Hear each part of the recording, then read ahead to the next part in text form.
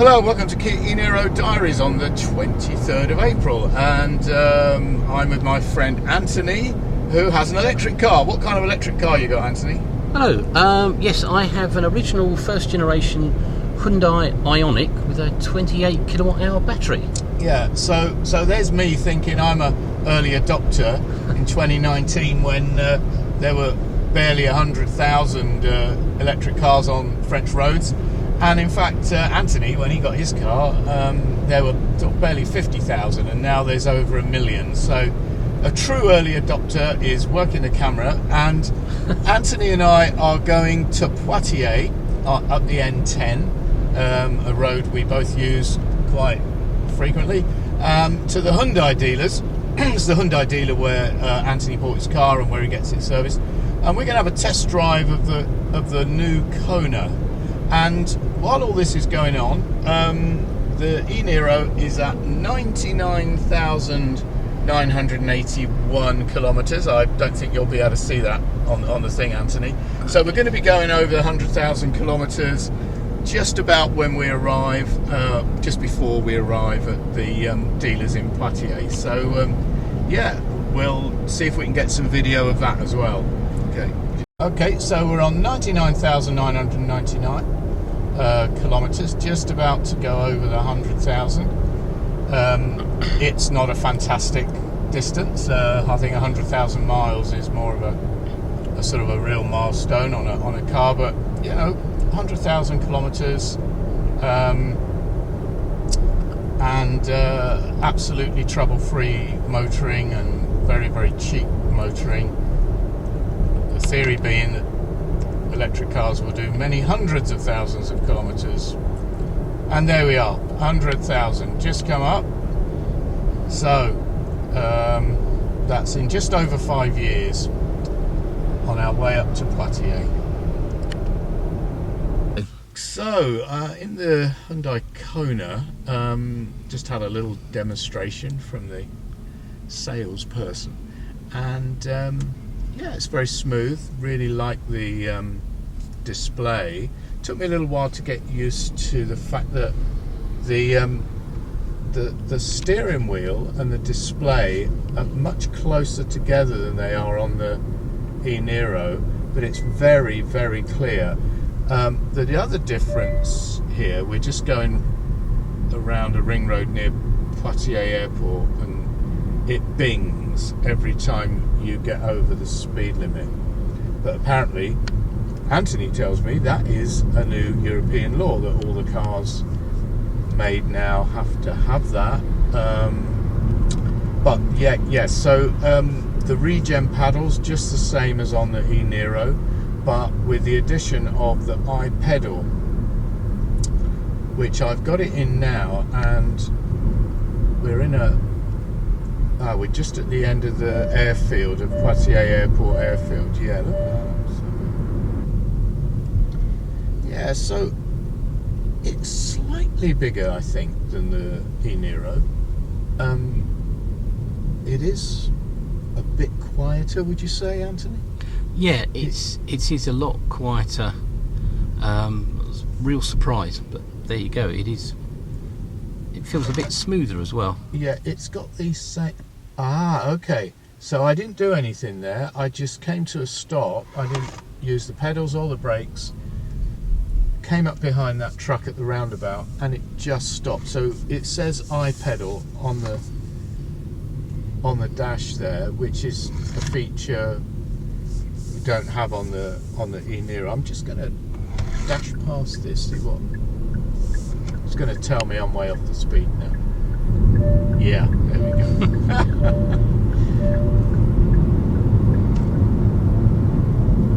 That's in eco mode. I'm gonna see if it just comes to a stop again behind this truck. The only difficulty is judging when to come off the accelerator. I haven't quite got that right yet, because I was coming off too soon. And is it going to stop? You've got to have a bit of faith in it. Oh yeah, it did. That would take a little bit of getting used to, I think. Not too much. As I say, I had that experience test driving a Model Y, and a few goes, but not many. You soon get to judge the distance. Yes, yeah. And I believe the motor in this Hyundai is the same. It's 150 kilowatt. So it must be about just over 200 brake horsepower. But you can really tell that the accelerator response is mapped differently to the e-Niro. Now I think this is true on the new Niro EV as well.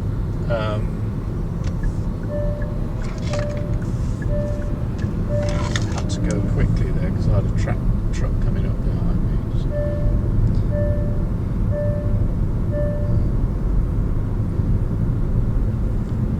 This is nice.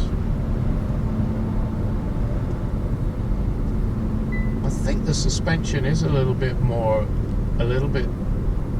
compliant than the e-Niro, but it's not super soft. The thing I'm not too keen on is I tend to hold the steering wheel down low, and it's got this kind of bump, like it's almost squared off down the bottom, and I'm not. I guess you just get used to it. So we've worked our way out of Poitiers. We're going to go a little way along the dual carriageway to see what this is like. I can't go far because there aren't many junctions that I can turn around and come back on otherwise. I'm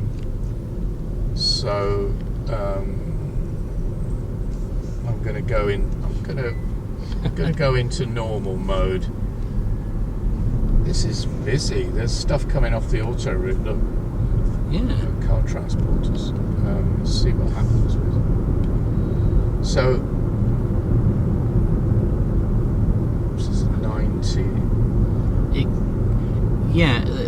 The roadworks up ahead. It used to be single lane. It's now all dual carriageway, I think. So, oh, it is. Yeah. So we should get a bit of 110 soon, but I can't remember exactly where.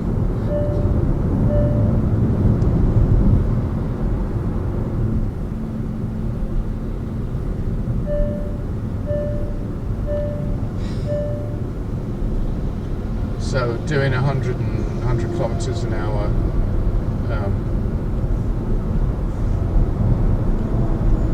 Just going to whiz past this taxi and take a risk. Yeah, there we go. So that's 117 in a 90 limit. What am I doing? What a bad boy. That's nice. It's a little bit. It's not super comfy. I mean, the e-Niro is quite comfy. I'm just going to come off here and do a turn around, then we can swap drivers.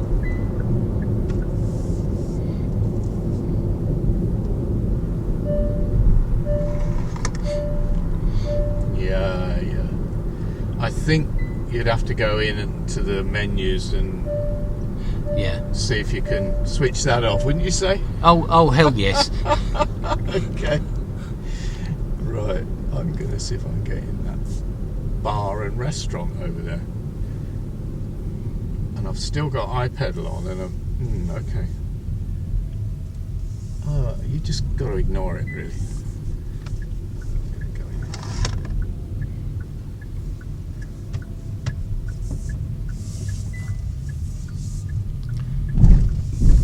Oh, okay, that felt pretty good.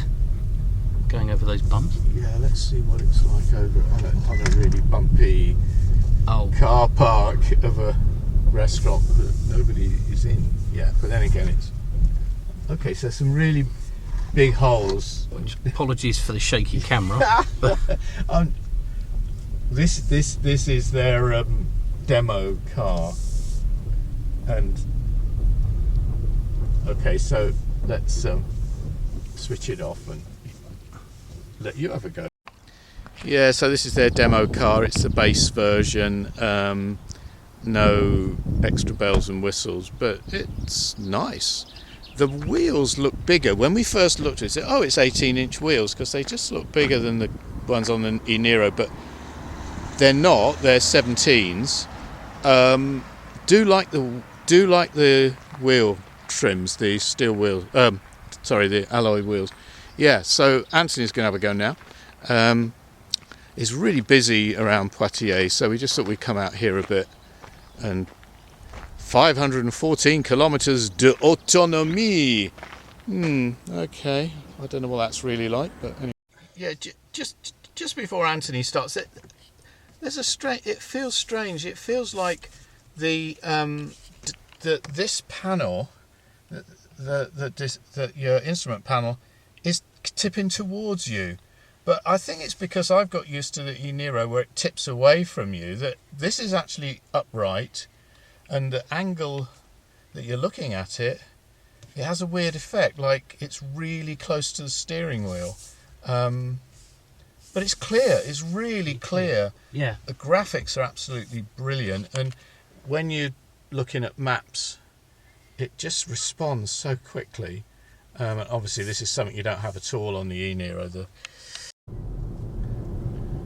So Anthony's just gone into sport mode as we came across that bridge to get back onto the N10. He couldn't resist it, and yeah, it's got a bit of poke. So yeah, we know that.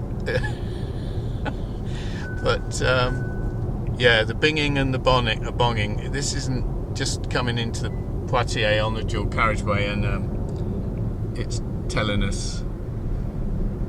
Doesn't France look lovely today? It's deceptive. It's actually really cold. We've had this spell of really, you know, when we went to Ile de Ré, me and Mrs. e-Niro, previous weekend, it was like 25 and we were in t-shirts and shorts, and then the last week it's been sunny, no rain, but like, you know, 2-3 degrees in the morning, and we're all wearing our coats again. So anyway, so the iPedal, easy to use, and the brakes work. That's good. Yeah.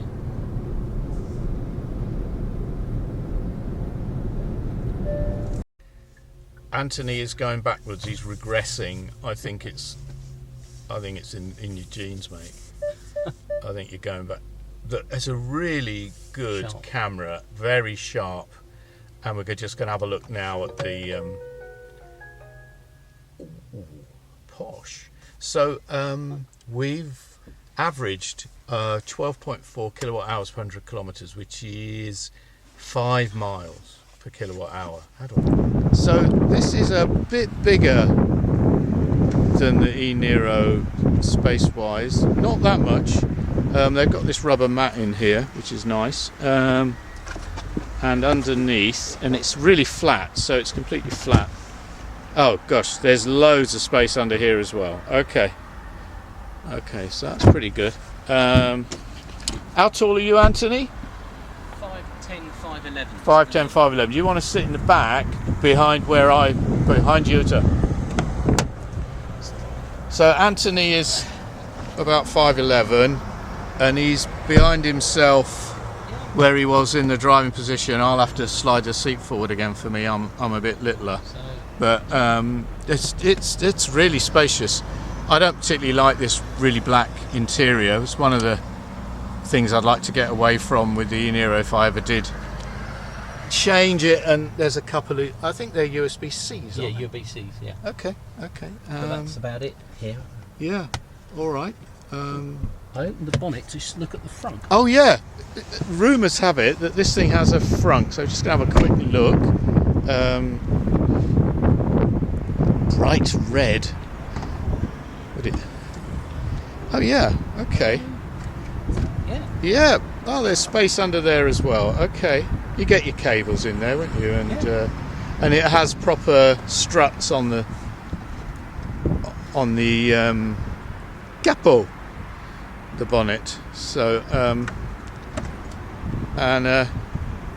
this isn't rust, this is dust.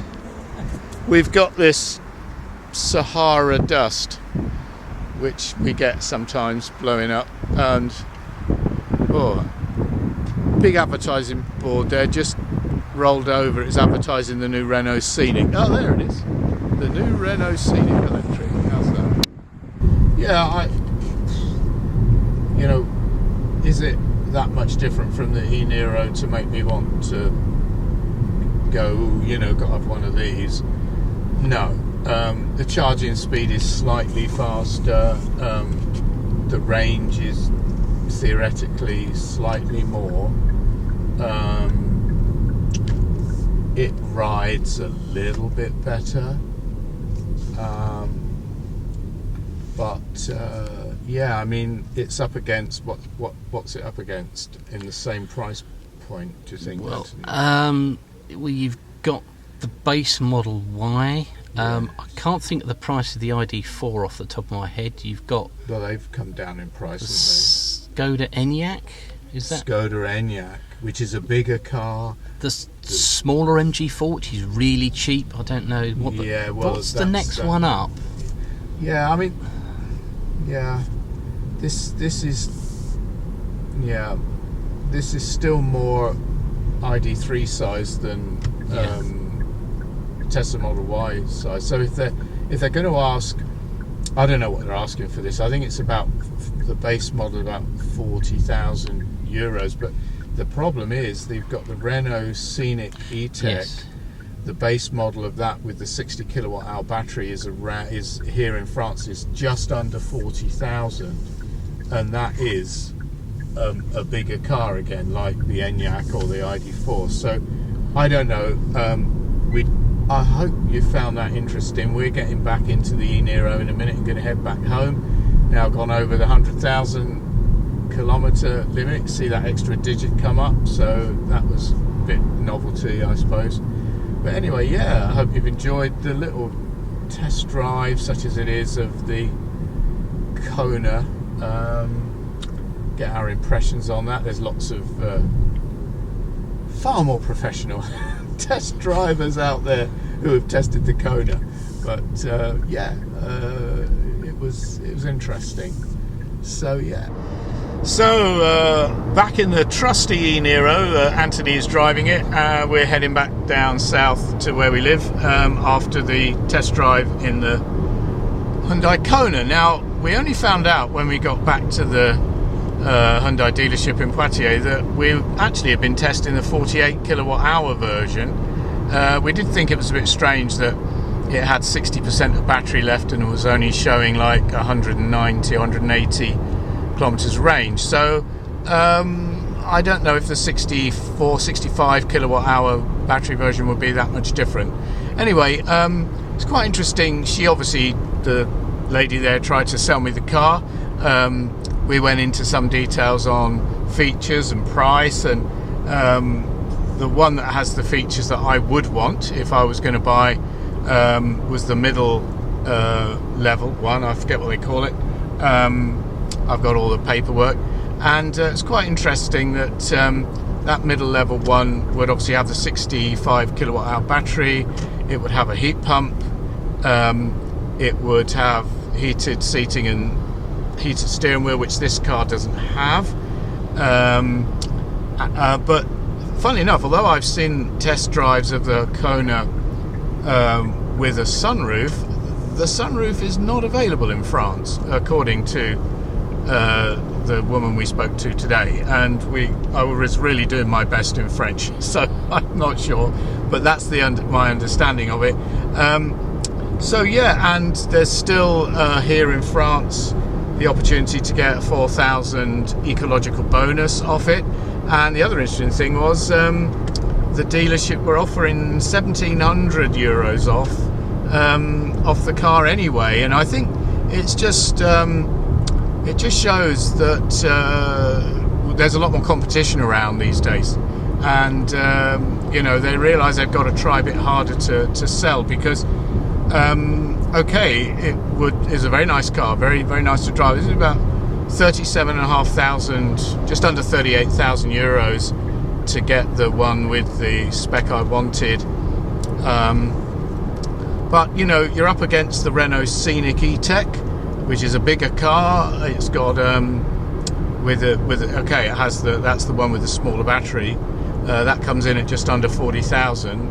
And then obviously the elephant in the room is always Tesla. The Model Y, again, bigger car, more capable, and you're only having to go up a few more €1,000 to get into one of those. So it's kind of interesting. Clearly things have moved on in 5 years since I got this car, but I don't think it's enough of an improvement to make me want to change. Anyway, hope you found that interesting. Until the next time.